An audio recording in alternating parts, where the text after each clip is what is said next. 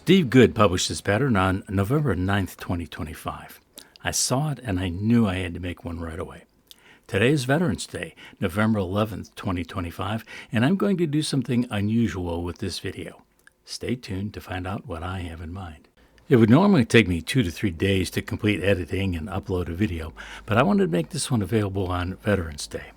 It's not a difficult pattern, and I might not have recorded a video on it at all, except for the subject matter. This is 3/4 inch thick red oak, and I'm using a number 7 Pegas Modified Geometry blade. I used scroll saw tape to attach the pattern to the wood, and I drilled the pilot holes at my drill press. I would rate this pattern as medium difficulty because of the number of irregular internal cuts. A novice should be able to complete it if they take their time, and the same is true for an experienced scroller. You should always take your time, follow the line, and let the blade do the work. I cut from the pilot hole to the line and then downward. Very shortly, I came to a spot requiring a 180-degree turn. I cut to the point where the line changed direction from vertical to horizontal, but rather than trying to make the turn there, I backed the blade away from that spot back to the curve I'd just made. There, using the saw blade curve from the waist area, I made a 180-degree turn and backed the blade to the point where it stopped cutting.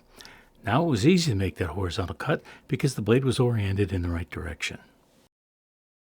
The horizontal line sloped slightly downward, then made a 90-degree turn.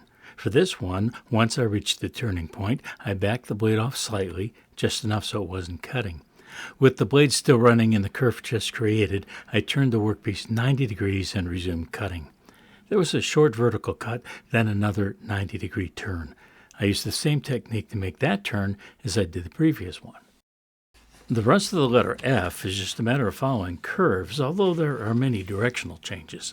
These, to me at least, are routine enough that I hardly have to think about them.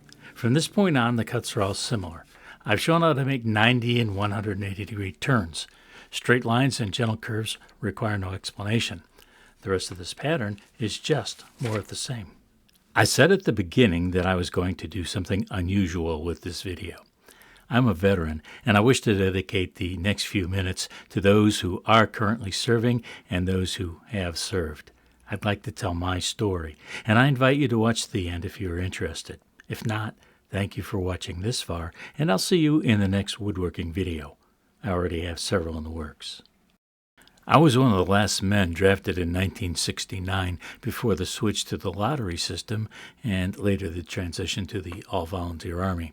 I completed basic combat training at Fort Leonard, Missouri in January and February of 1970. During the 2 weeks we were at the rifle range learning the M16, the temperature was frequently below zero.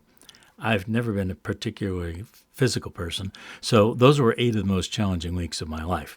I have retained at least one basic skill from basic combat training.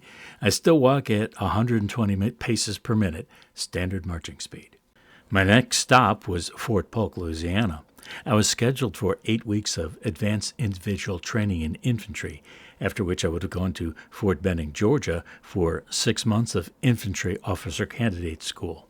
To make a long story short, I was offered a position writing letters for the commanding general at Fort Polk. I still had a 3-year commitment, but I was now an administrative specialist.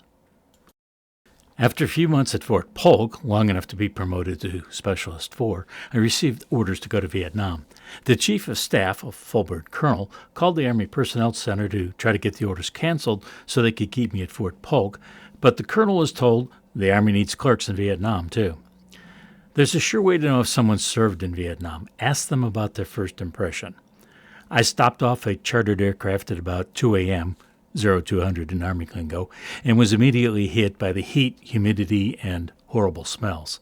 I was fortunate that because I was a college graduate, a Specialist 4, and had a needed military occupational specialty, I was grabbed up for duty as a replacement for a clerk who was heading home soon. I lived in a hotel in Saigon, which the Army called a BEQ, Bachelor Enlisted Quarters. A Vietnamese driver named Kong, picked me up at my BEQ every morning and drove me to the office. We were in a secure compound, and my desk was in a garage, which the Army had turned into a warehouse and office space. There were only 4 soldiers assigned to the unit. We received thousands of copies of magazines, Time, Popular Photography, and others, and boxes of paperback books, which a dozen papassans stuffed in envelopes to send to units all over the country. I maintained the mailing list as units were constantly moving. If you served in Vietnam and your unit's day room had a supply of paperback books and magazines, we were the ones who sent them to you. Partway through my tour, we were moved to Long Binh, 20 kilometers from Saigon. Long Binh was the largest army base in Vietnam, with about 60,000 troops stationed there at its heart in 1969, the year before I was there. We lost a driver, so I performed my clerical duties and drove a 5-ton truck to Saigon and back every day. I saw Bob Hope when he performed there on Christmas Day 1970, and one of his first jokes was, "Long Binh? Sounds like the description of Dean Martin's wine cellar." The tour in Vietnam was 1 year, and I left on December 1st, 1971. I took a 30-day leave, got married, packed up my young bride and most of our worldly goods, and reported to Fort Carson, Colorado for my last year of active duty. I worked in the headquarters there in the Congressional Enquiry section until I was released 2 weeks early on our first anniversary, December 18th, 1972. There were things I liked about the Army, so after breaking service, I joined the Army Reserve on a Try-1 program. I liked it, re-enlisted for 3 years, and later for another 6 years, giving me a total of 3 years of active service, 3 years in the inactive reserve, and 10 years in the active reserve. I was activated for a short time during Operation Desert Storm. I didn't stay to make 20 years, which I sometimes regret. This display case shows the patches for the units in which I served, my final rank of Sergeant First Class, 2 overseas service bars denoting 1 year in a combat zone, 3 hash marks for 15 years of service, and of course the ribbons for the awards given me. The ribbons are read like a book, from left to right and top to bottom. The most important is shown first. Mine is an Army Commendation Medal with 2 oak leaf clusters, showing that I earned the award 3 times. The citation for the earliest states that it was given for meritorious service while serving against hostile forces in the Republic of Vietnam. Thanks for watching, and thanks to all my brothers and sisters in arms who are serving and who have served.